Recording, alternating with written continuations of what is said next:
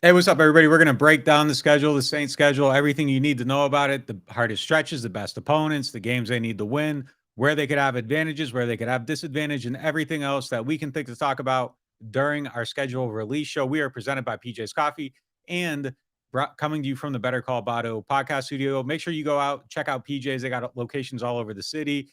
Get a drink, start your day with them, and then start your day with us by listening to our podcast. And if you need legal help with any of the following: car wrecks, offshore injuries, 18-wheeler collisions, Maritime and Jones Act, hurricane storm claims, you better call BADEAUX at, man, I can't remember the number, 504-323-7777, 985-303-7777 for your free consultation and case review, BADEAUXlaw.com. And we are also sponsored by Hardhide Ponchatoula Strawberry Whiskey. That is an 86 proof blend of aged wheat, bourbon, American light whiskey, and fresh Ponchatoula strawberries. It is blended in New Orleans. It is not for the thin skin. Look for it in your favorite stores, bars, and restaurants. And make sure you go check out Ideal Market. They are the home of the freshest produce in the city. They do great things for the community, so good that they are an award-winning organization for their community work. And they always have the best quality food products at the best prices. If you need to cash a check, wire money, do anything else, they have a customer service center unlike any other. And while you're out and about, go check out our friends at Firehouse Subs, Veteran Boulevard location. Great people doing great things for the community. And all right, let's get into the show. Pretend there's a song there because it was messing up on the live. All right, Mike. Nick Underhill, fueled by PJ's Coffee, ladies and gentlemen. All right, so schedule comes out. What are the first? Give me your first impression. Very first thing you obviously noticed. We knew the opponents already, so the things I look at is, all right, potential cold weather games in there. Where are they? All early in the season. Green Bay week 3, New England week 5, Carolina week 2. Sometimes that gets cold. Perfect. How bad is the travel? Not perfect. Got to go to the Los Angeles Rams on a Thursday night late in the season. I don't love that. There's a short week after a Monday Night Football game at Carolina, then the next week at Green Bay. Don't love that. But for the most part, I feel like the Saints wrote this schedule. I like it a lot. A lot of road games early, but that just means a lot of home games late. A lot of chances to catch up late in the season and be well rested. Good bye placement. All in all, I think it's pretty good. Yeah. The first thing I'm noticing right now is that you're not Brooke. So shout out to Brooke. She's in Houston right now with her family. We definitely miss her. The show will be worse without her. Best edition of the offseason. Best slap in the face. Hey man, I'm not her. You're not her. She's been like the greatest addition to the show. So shout out to Brooke for not being here. She'll be back next week though. We got some great stuff planned for all that stuff too. An awesome show coming up next week. An awesome segment. Yeah, the thing for me was road games. Just those 4 out of 6, and the way they started last season, I think it's a little bit worrisome seeing how this is set up at the beginning of the thing. I mean, we talked about it. Tyron was just here telling us that there's been better buy-in in the OTAs and better attendance and all that stuff. He wasn't here for it last year himself, but he's heard that there's more guys around. And just, I was looking at everybody's Instagram yesterday. You're going through the stories. Like, it seemed like the whole team was like out at the go-kart track. So it seems like there are a lot of guys here right now. So I like the buy-in this offseason. But training camp, it almost felt like a little bit light for the veteran players. So I think that they need to come into this, be ready for everything right at the beginning of the season. Because if it's like last year where they're kind of trying to find themselves, round into shape, figure out how to be disciplined, 4 out of 6 on the road, terrifying. Doesn't matter who the opponents are. I wrote in our story today that it's almost like, I'm not trying. It's like the internal factors I think are bigger than the external factors this year, because the schedule is just, it's like, who are you scared of? Trevor Lawrence? No. Like, who's the quarterback you're scared of? You asked me while we're doing a back and forth that everyone needs to go check out. You were asking me what's the stretch, and you were saying you couldn't find one. And I listed, after the bye, I listed a 7-game stretch to end the season because it's all NFC opponents. It's 4 NFC South opponents and 3 other possible competitors for the wild card. And they could be like favored in all 7. I mean, if they're a good team. I mean, this schedule is not going to be what does the Saints in. You're exactly right. This is a Saints versus Saints type of season. Yeah, let's read through it real quick. They open up against Tennessee at home. They are on the road against Carolina at the Green Bay Packers. Then they got Tampa at home. Then they're at New England. Then they're at Houston. Then they got Jacksonville at home. That is a Thursday night game, the first of 2 Thursday night games for them. Then they are at the Colts. They got the Bears at home. They're at Minnesota. They're at the Falcons. Then they got Detroit, Carolina, and New York all at home. 3-game stretch. Some home cooking to bring them into the final stretch of the season. At Rams, the second Thursday night game. At Tampa Bay.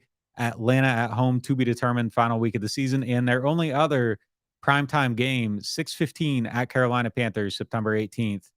That is a Monday night game. So they have one home primetime game. We set the over-under on the last pod at 3.5. I took the under. They slid in underneath it. Yeah, I don't know. I don't know who else they would have put on there. Maybe Detroit would have been maybe the other game. But shout out to Dan Campbell, but like I'm not a believer in the Lions right now. So you said something earlier, like somebody was talking about like the most recognizable person on the team. There's Jared Goff. And there's a poster of Jared Goff and Aiden Hutchinson for the marquee event of the NFL. That was the biggest stunner of the 8-day schedule release that they've rolled out over the last week and a half. Was Detroit got picked for that first game? No, there's not marquee matchups on this game. The Saints only have 3 primetime games because they stuck them with the Thursday game twice. Which is probably the most negative thing about this entire schedule. But you're right. I mean, look, the game that's going to be fascinating in the NFC South bubble that we care about a lot more than the rest of the country cares about is at Carolina on Monday Night Football in week 2. We said this the other day. I actually said that would be my ideal home opener, and it's the week 2 game. Maybe it's a be careful what you wish for if they go in there and stink up the joint like they did each of the last 2 years in Carolina. But to me, that's going to really set the tone for this season because we think the Saints are supposed to be the experienced veteran team in the NFC South while all of the other teams are in some form of rebuilding mode. They're going to have to make it look like that on Monday Night Football at Carolina in week 2. So who are the games that you fear the most? Like give me your 3 games that you're thinking these are the 3 toughest games on the schedule. Give me one and we can go back and forth on them a little bit. I mean, toughest is at Minnesota week 10 because that is the only other NFC. That's the only NFC team that they're facing that is predicted to win their division. And it's on the road. Minnesota's a polished veteran team. It's the toughest game on the schedule to me. Week 10 at Minnesota. I hate at the Rams in week 16 on a Thursday night. Look, they get one home game on Thursday. They get one road game on Thursday. But at Los Angeles on a Thursday, you're already traveling on a 3-day week, and now you're traveling all the way to LA. They had to travel to Arizona for a Thursday night game last week. Hate that. So those are the 2. Fear, like I said, at Carolina, because so much is on the line. But if they win it, huge way to start the season. I got 2 different ones than you. Two opposite of what you said. My number 1 fear game is the Bears. No question about it. Yeah, that's fair. Like Justin Fields is the prototype of Dennis Allen's nightmare. Like if they were prototyping the guy to play that's who you want. He's the first person on your call list to be that guy that haunts DA in his nightmares. So that's a game that I'm like legitimately fearful for them. I'm fascinated to see it. I mean, I think this is one of the most interesting subplots in the whole entire NFL that you have this guy who is, say whatever you want about the head coaching stuff. I think he's going to be better this year personally, but say whatever you want about that. As a defensive mind, defensive coordinator, he's a top 5 mind of the last 5 years. Bar none. He's in there easily. And it's like, where on that list? I think he's like in the top 2 or 3 actually. Can't stop these guys. I know, and it's crazy. Just the weirdest thing in the world. They got Foskey. They think Foskey's going to help with it a little bit. We'll see. Of a long-term equation, but not like the instant answer to that. Yeah. So they have to figure that out. And then my other toughest game, I think Green Bay, just because of the circumstance. You got a Monday night in Carolina. You got to fly all the way up there. It's not easy to get there. Jordan Love isn't a complete unknown, but it's what, third game ever with him as like the helm of the team. There's maybe a little bit of a surprise factor there. Maybe you can hide some stuff for this tougher game against a tougher defense. So I think those are the 2 that What a week that is. In 6 days, you get the new look Panthers, the new look Packers on the road. And if the Saints are like even just 2-1, but certainly 3-0 at that point, they're like, oh, guess who's the team to beat in the NFC? But if they can't do that against Carolina with Bryce Young or Andy Dalton and Green Bay with Jordan Love, they're just like, yeah, we're in the middle of the pack like everyone thought we were going to be. Anything about the schedule Well, you know changing? what's funny is you just pointed out Week 9 versus Chicago, and you said Justin Fields is the prototype of the quarterback that the Saints. How about 1 week earlier at Indianapolis? Anthony Richardson just got drafted by the Colts. If he's not starting early in the year, you've got to think that the Indianapolis Colts are going to trot out Anthony Richardson in that game and say, have you guys figured out how to stop this? So they might get that 2 weeks in a row. They could. Yeah, I guess I did. I wasn't even thinking of him being a starter. I wouldn't be totally shocked if he's not ready yet. But yeah, a package, get him in there a little bit. Jalen Hurts, was it his first career start in Philadelphia? Probably. When he ran for over 100 and Miles Sanders ran for over 100 in the same game. They get like everybody's first career start. I think they got Jared Goff's first career start. Like they get everybody's first career start. Some of the things I do like about the schedule, we mentioned a few things that we were looking for just as far as maybe you get the better look at quarterback early in the season. Like if there's any chance that Bryce Young isn't starting, they might get a game of Andy Dalton. I think that you actually kind of rather play Dalton than Bryce Young. I don't know. Like, what's the commodity there. Definitely Houston. I think I would rather play Davis Mills than CJ Stroud. Yeah, just because, I don't know. Maybe CJ's not ready, but I'd rather play Mills. No disrespect to Mills. So I think those are a couple of advantageous things. And then, that stretch at the end of the season is just his fate is so much in their own hands. Yeah, let me hit that because you read the whole schedule, but it was fun. Like it's important for them to get off to a hot start, and if they are 4-6, these are going to be some dire podcasts, and we're going to be in here talking. There's going to be a lot of complaints about Dennis Allen. There's going to be a lot of complaints about Pete Carmichael if they start 4-6 with not a real daunting schedule. But even if they're 4-6, definitely if they're 5-5, definitely if they're 6-4, the final 7 games after the bye week at Atlanta, 3 straight home games to start December against Detroit, Carolina, the Giants, at the Rams, at Tampa Bay versus Atlanta. Like, it's almost like they're going to control their own destiny in the NFC. One of the subplots here, though, and I think it's just a realistic thing to talk about. And I'm not saying it's going to be a thing, but if you're looking at this schedule and you're a head coach that needs to get off to a good start to kind of keep your seat in a certain place, all these road games at the start are bad. It's a very bad. You're home, away, away, home, away, away, home, away, home, away, away.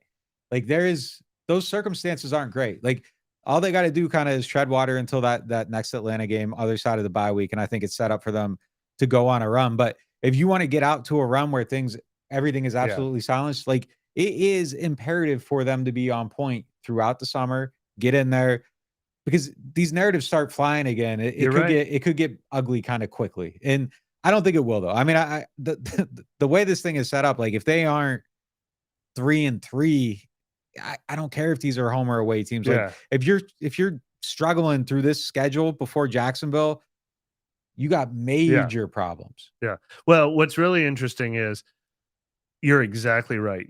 I think a team that cares about the narrative and momentum would probably like the easiest stretch of the schedule early in the season. But if they get ahead of this thing, people are going to be talking the exact opposite. There's the one narrative, the Saints just aren't it. This isn't it. They're going to have to try a different approach. That's the one narrative. The ain't it thing just get killed. I hate it. Like, they ain't it. Like, we'll say something more substantial. Sorry, that's the narrative. I didn't say I was. No, I'm not saying you. It's a narrative. That's the one in my mentions people all doing the time. narrative. You know the narrative people. Yeah, it's the one in my mentions all the time. But Tre'Quan Smith, the exact opposite. If the Saints get off to a good start, beat Carolina, beat Green Bay, they're ahead in the division or whatever, then all of a sudden people are going to be like, these 5-3 Saints have the easiest remaining schedule in the NFL. They could really go like there is a chance for them. If they get off to a hot start, all of a sudden people will be looking at them with new eyes. Yeah. All right. So we got the schedule.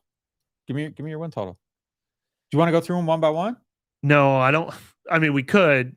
Do we want to do that in the podcast? Now that you've mentioned it, I think there's, all our listeners are probably like, yeah, we do. But I just don't believe in that. This is what I wrote in our thing. Let's go through. Last year, the only 100% guaranteed, no doubt about it, loss was at Philadelphia in week 17. And then they go and Gardner Minshew's starting and they rout the Eagles. I mean, it's so fruitless to we're gonna do it that way. But we're gonna do it. No one's gonna come here and like tear us down. No one's holding us. Last year they went into Carolina and played Baker Mayfield and lost, even That's though all right. he was terrible. That's all And they right. fired the coach a couple weeks. It was like Carolina's only win. It is May 11th. All right, It doesn't. here we go. It doesn't matter. It doesn't going matter. through 'em all. All right, Titans. Home, Home. week 1. I'm gonna say loss. You're gonna say loss. I'm gonna say loss at home, week 1. Brandon, mark these The down. sky So is we got falling. them. So we The got them. sky is falling, week 1. All right. Already, we're in it. Week 1, Titans. I'm giving them a win against the All right. Titans. They're gonna beat the Titans. They're gonna win that They game. are. It's at home. I would rather play, if I'm the Saints, probably Derrick Henry later in the season than the beginning because things tend to happen. So he's gonna be there. He's gonna be there for this game. But I like him in this game. I think they're gonna win it. You know, by the way, the Titans are the Saints.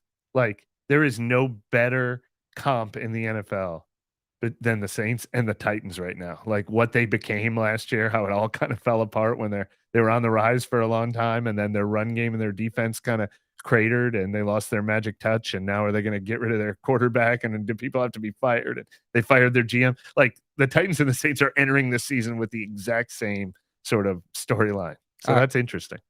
At Carolina, win. You're going to win? Carolina's not ready. They better not be ready. I'm going win too. At Green Bay. So now I'm going to give them another win because I gave them the Tennessee loss. I'm giving them a loss. So we're both at. So we're 2-1. We're both at 2-1. Tampa Bay. Win. I'll give them a win. At New England. Loss. I gotta be realistic here, right? I'll give them a win. Oh, I'll give them a win. What are we at, Brandon? What are the counts?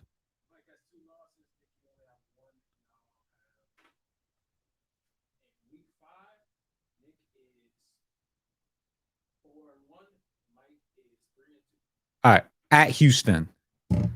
Now I'll give them a win. I'm giving them a loss. And look, Yep. I think Houston might be a surprise team this year. Okay. I think they might be a surprise team. Yeah. I don't know why, but they give me that feeling. That's how the There's one NFL every works. year. That's how the NFL works. There's just a couple things Yeah. I'm looking at. I'm like, they might do something. That's how the Jacksonville, NFL I'm going to go loss. I'm going to go win. Thursday night home game. I like the home team on Thursday night. All right. At Colts. Win. That team's so far away, I think. Yeah, I'll go win. Bears. I'm going loss. I will go win. I think that team's far away too. I'm giving them more wins than I expected. You need to pick against the Saints at home. That's been the key the last No few kidding. years. No kidding. At Minnesota. Well, I got to give them a loss there. I owe them losses, and that's the toughest game in the I'm schedule. gonna give them the bounce back. See, I hate doing this because like you just end up giving them wins and losses. All right, based on wait, the Brandon, count me up. Your mic's on? All right, Mike. Yeah. You have a loss at Tennessee, a win at Carolina, a win at Tampa Bay, at Green Bay. You have a win at Tampa Bay. You have a loss at New England. You have a win at Houston. I think you said a win at Jacksonville, a win at Indianapolis, and a loss at Chicago. No, at Minnesota. Yeah, Minnesota. So what is that? All right. I'm retroactively giving the loss at Green Bay on the short week. I gave him too many wins. What's your record right now? Let's change the count. I know. I'm sorry, man. I'm giving them losses versus Tennessee, at Green Bay, at New England, and at Minnesota. I got to give them 4 losses in the first 10 games. All right. So you're at 6-4. What am I at? Just overall. Shucks, You're at like 11-0, even though they've only played 10 games. I'm just kidding. Yeah.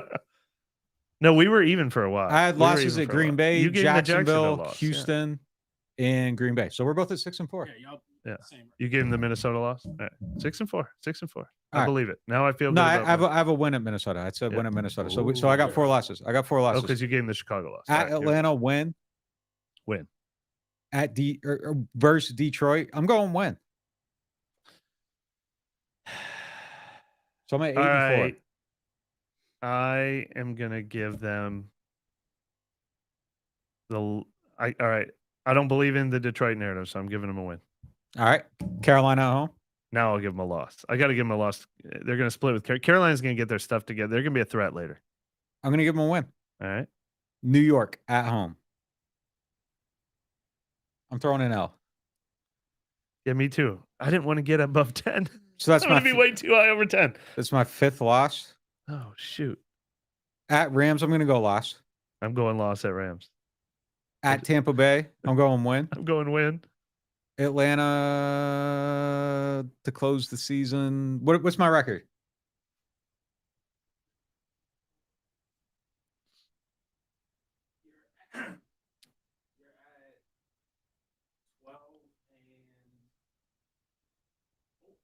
No, I got more than 4 losses. No way. You got a loss. You changed your loss. I have 4 in the first 10. Yeah, you changed your loss. All right. So you So I got 5 losses. Did you threw him a loss against the Giants, huh? Yeah, I got 5 All right, so losses. you got 5 and then losses. I got a loss at the Rams, so that's 6 losses. Right. I'm at Tampa Bay. I gave them a win. Atlanta. I think they're going to beat Atlanta, but I got to give them I would give them a loss somewhere else. I would predict 10 wins, but going through this, I just gave them 11. Look, this exercise, like we both wanted to get them to like 13-4, going game by game. But 10, the one thing I did say when we wrote it is I was wavering between 9 and 10 wins, just thinking about the Saints. But this schedule just gave me that much more confidence that I feel good about that 10. Yeah. So, all right, that's it. So here's what's really going to happen. Yeah, like loss, and then they win at Minnesota, beat Jackson. Like you know how it works every time. Every single time. But 10-7, I think we both feel really good about 10-7. The point is that the schedule is so soft that it's just kind of individually isolated. It's hard to find a lot of games where you think they're just going to lose. It's almost like, well, I'm going to give them a loss because they aren't going to win every game. Like that's kind of how you're going through it, especially towards this back stretch here. Like in an isolated vacuum, I'm not picking the Giants over them in a home game. Like I'm just not, but you do it because it's like, well, I've given too many of these. Look, I think they're actually going to be a better team this year. I really do. I think one of the things, and as I continue to think about this, like my thought process has kind of evolved a little bit. Like I kind of felt like for a while the defense was going to regress, but like, why would we assume the defense is going to regress when they had no turnovers? So if you are a team that's now getting turnovers, I think that luck is going to level out. So I don't see their defense. I see it staying the same or getting better. Like I don't see a massive regression coming for that because I just don't think that is possible for them to go through a season. Well, I think we saw it. I think we saw massive regression in the defense last year, and I just kind of believe it. I don't think it was a one-year blip on the radar. They were top 5 though.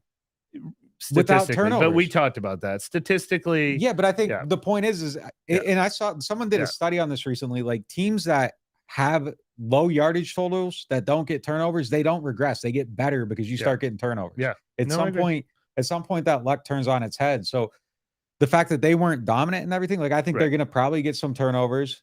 The yardage total was real. It didn't feel like they were dominating because you didn't have that. But I think if you add that back in, I'm expecting their defense to be really good again. And I think their offense is going to be significantly better. So it's just the injuries. That's it. Injuries is if this is a healthy team, we are not being Pollyannish to say that the NFC is gettable. I have never heard the word you just said. Pollyannish? Yeah. It's a new one to me. It's a new one. I'm teaching you. Is it optimistic? Yeah, I was gonna say like rose-colored glasses. I think it means that kind of thing. Sure. Yeah. Now I'm like already thinking, can I go look? I'm gonna Google it right and make sure I got it right. So either I'm gonna come away with a W or a loss on that one. But look, there is no question opportunity is there for this team. Opportunity. They need to prove it. They need to show it. They need to do it.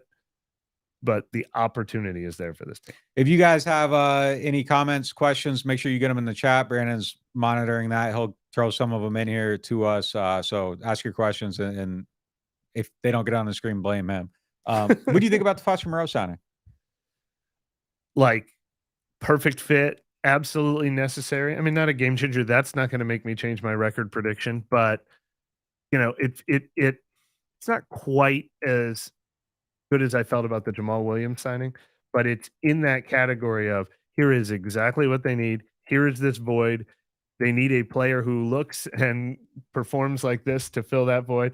There is the perfect guy. There's nobody else out in free agency who fits his description. I mean, obviously, we have to hope for the best for his health. They're going to give him as much time as he needs. They're not going to put too much on his plate, but I think this makes it obvious, and this is what we speculated. Is the first question I asked Dennis Helen after they traded Adam Troutman during the draft is, does this mean you are signing Foster Moreau? And the answer, he did not say this, but the answer is obviously yes, we know we're signing Foster Moreau to fill that void that we just created by trading away Adam Troutman. I can't believe that he's healthy enough to play. Like, when Brooke reported the thing on Monday night that they had the standing offer to him, I was expecting this to be, okay, it's going to be a few weeks. Like he's going to go through his treatment. They're going to see where he's at.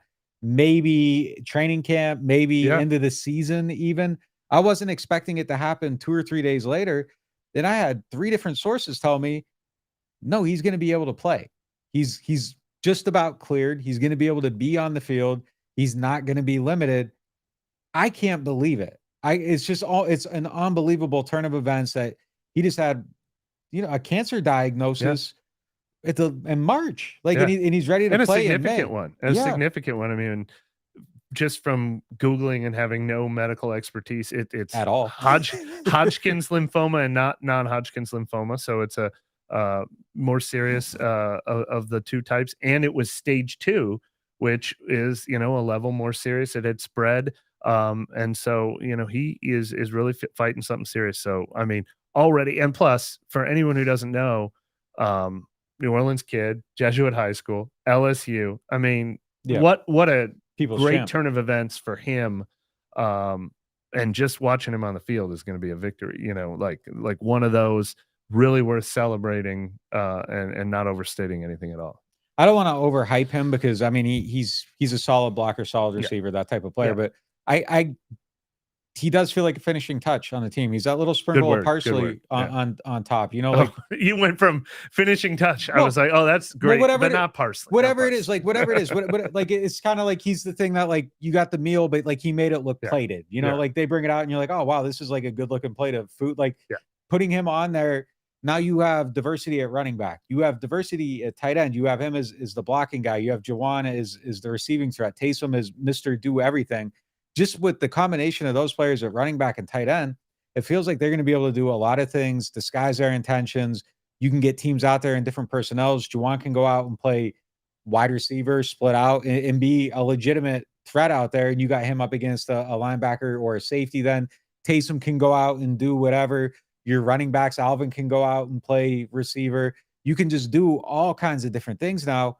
And it's going to be really hard to read based on the personnel. And now you got your receivers too. Like there is a very solid combination of like 5 guys that are going to be on the field at all times with Derek Carr.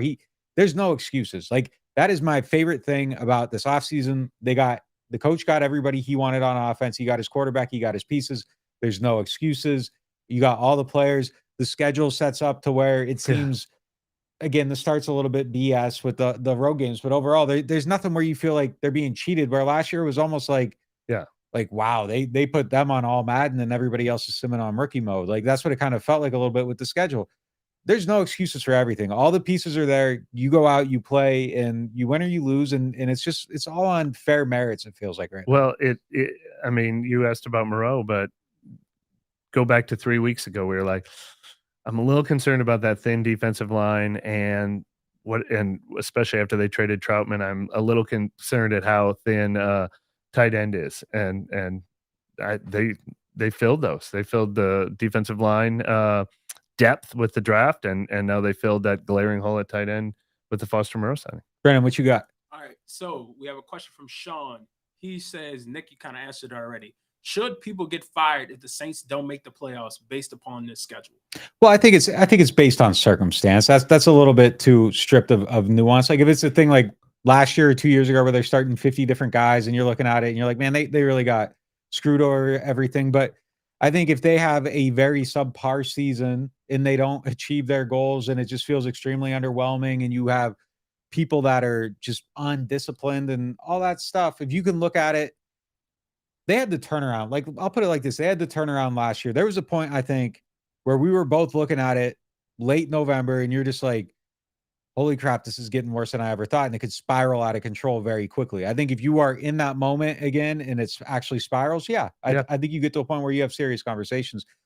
But as I said, I kind of think DA is going to figure it out. I don't think it was maybe as bad as it looked last season. I'm not saying it's going to be great, but I think there's a lot of stuff in place for them to succeed this year. And the reasons that we're saying, okay, if they don't make the playoffs, then it would be this point. Maybe you're looking at it.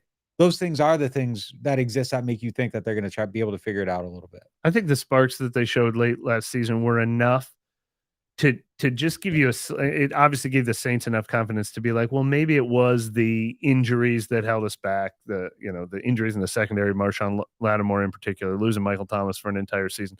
I mean, they just couldn't compete against that, but they showed enough signs of life to think, all right, let's run it back healthy. But September cannot look like September looked last year. They cannot come out looking a little lethargic, not forcing any turnovers, making undisciplined penalties. Whether it's narrative or truth, they can't survive looking in September this year like they looked in September last year. All right, B, what we got? All right, next we got Muhammad. He asked, what NFC teams should be ranked better than the Saints? What NFC teams should be ranked better than the Saints? Eagles and 49ers, For the sure. two teams that were in the championship game last year. Although each one of them could take a step back. They both kind of overachieved last year. You tell me the Eagles have a hangover season, it wouldn't surprise me. You tell me Brock Purdy loses his magic touch, that wouldn't surprise me. Vikings should definitely be ranked ahead of the Saints, but they're another team that won nothing but one-score games last year.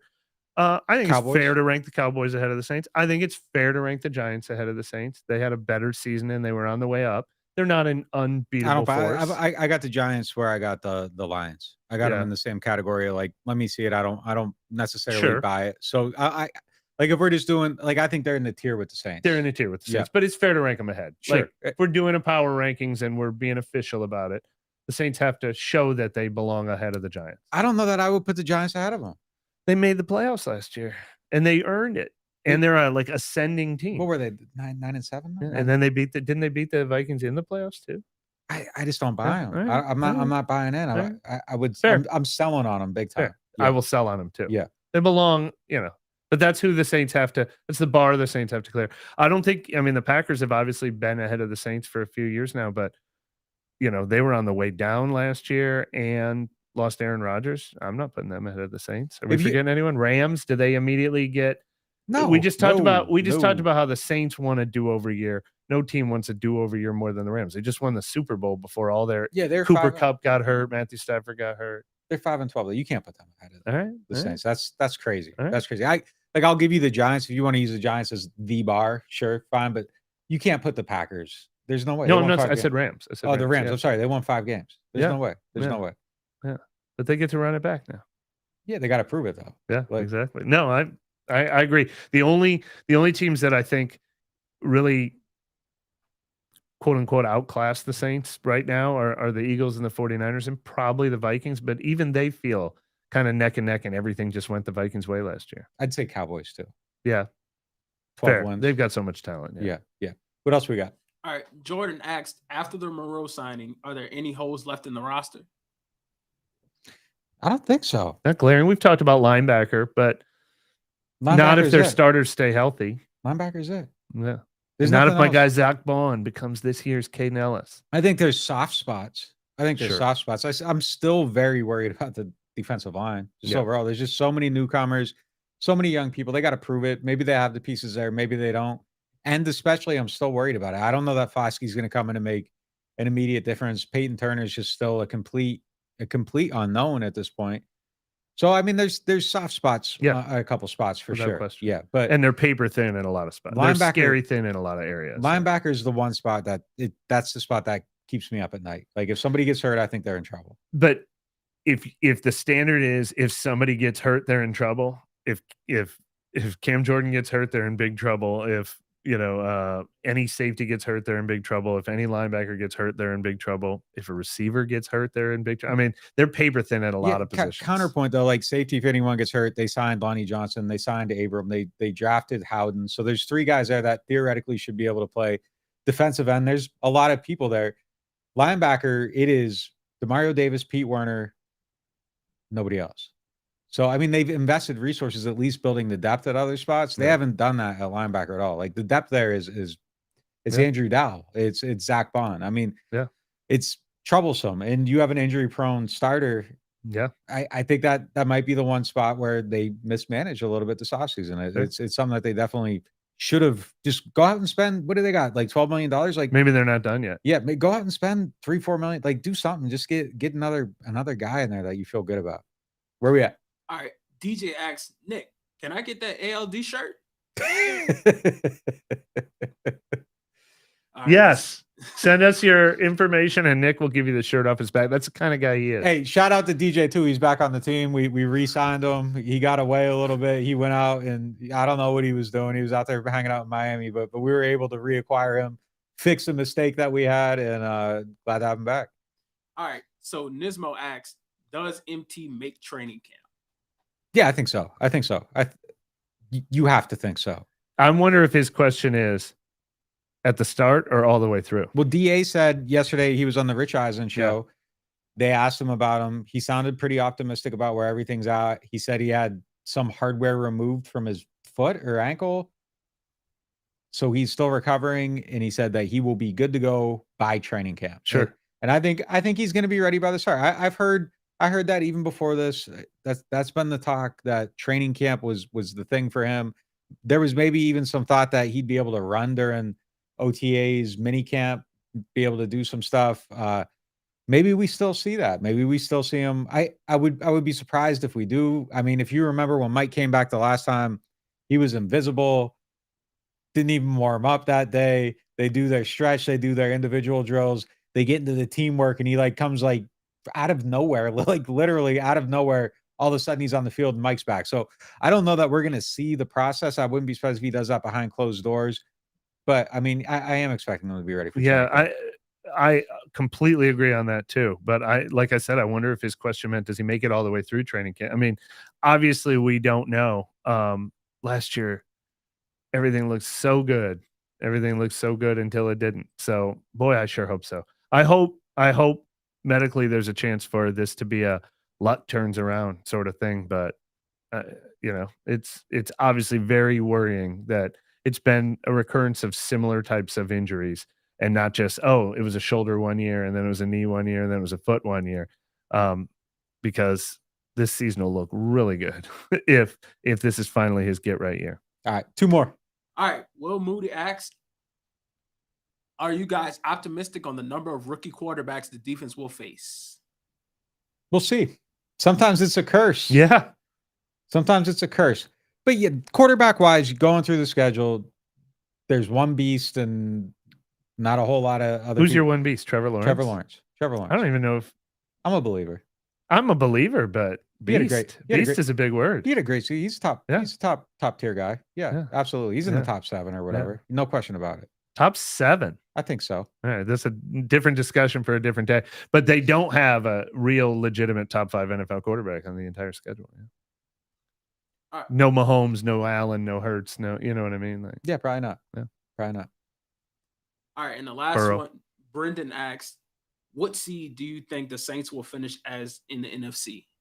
Ooh, that's a good question. Well, you picked him to beat Minnesota, and I picked him to lose to Minnesota. Is that the battle for the 3 or 4 in theory? We both think they're going to win the NFC South, right? 4. I'll say 4. 4 seed. Yeah, 4 seed. That's my. I think 10-7 means you're the 4 seed. Yeah. If they hadn't, I'll be real though. There is an apprehension with everything I say to them because of how shocking last season kind of was results wise, and I'm a little bit scared to say anything. I'm scared not to feel too good about anything. I'm scared to believe in anything too much. So I think that there is a little bit of holding back on everything you kind of say about this team right now, because they so thoroughly underperformed and disappointed that. Not just last year. I think the last 2 years were almost identical. Sean Payton's last year and Dennis Allen's first year were almost the same season 2 years in a row. And that makes it even more daunting, because I probably went into each of those last 2 seasons thinking not that they were going to win the division because Tampa Bay was better, but that they were going to be a 10-win team in each of those 2 seasons. And we just watched it not happen. So here we are making the same prediction for a 3rd year in a row. My biggest fault in 21 is that I underestimated how good Dead Arm Drew still was. You know, like he was still able to win games, leading offense, win with his mind, even though he couldn't do anything. He had broken ribs. He was so broken down that season that you almost felt like, well, shoot, they might be better quarterback somehow. And that was just dumb. They kind of were though. I mean, they started 5-2 with Jameis. They just couldn't handle being and Jameis got hurt. But yeah, I mean, it just, I don't know if that would have carried on the whole season, but it was just there. I think there was an underestimation of Drew, and then everything kind of got inflated a little bit. And, you know, last year happened, and I think last year was probably almost worst case scenario. I mean, it couldn't have been much worse until the last month of the season. Everything that could go wrong did go wrong. So I like feel kind of optimistic about this team, what they've put together, what they could be, but it's just, you kind of have to douse some of those feelings a little bit just to is a course correction because of last year. I mean, there's a reason Vegas win totals are always what everyone thinks the team is going to do -2. Like they know, yeah, they know things go wrong for every team. So 10 is a relatively healthy season. Yeah. But we any kind of significant adversity, it'll look like it did the last 2 years. All right. Well, that's all we got for you guys. That's the end of the show. Stick with us. We'll be back next week. Brooke will be back and show